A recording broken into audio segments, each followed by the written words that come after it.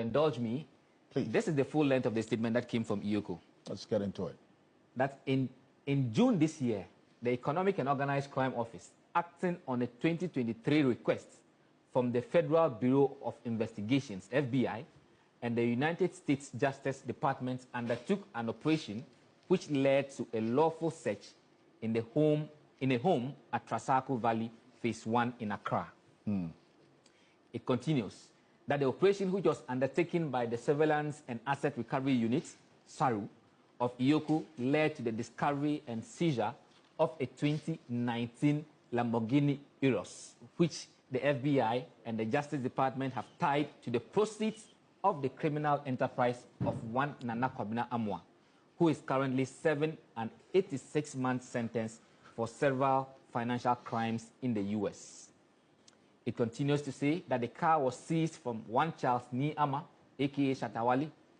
The officers were professional and civil, and the search and seizure occurred without incident. I see.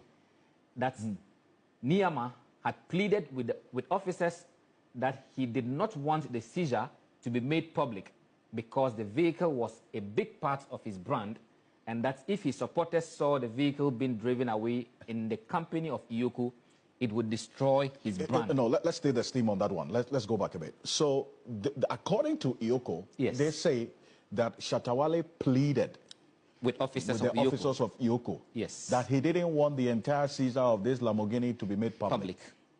But then again, reasons that he wanted his brand to be protected because that vehicle, the Lamborghini, part of was his a brand. big part of his brand. Precisely so.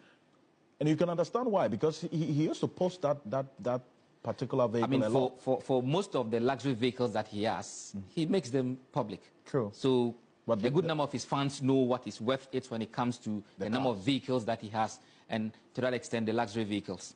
So that featured prominently in that statement.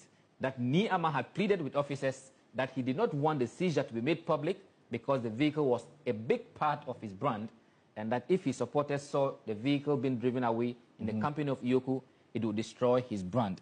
I see. Now let's see what EOCO did. So Niama was allowed to surrender the vehicle himself, which is currently in the possession of EOCO. That is to say, EOCO graciously granted his request. So he was allowed to surrender the vehicle himself. So he drove the vehicle, according to EOCO, to the office of EOCO. Precisely. Now, it is a standard safety protocol practice for officers of the Surveillance and Asset Recovery Unit, SARU, to carry weapons while on operation for the safety of officers. And this addresses the part where Shatawale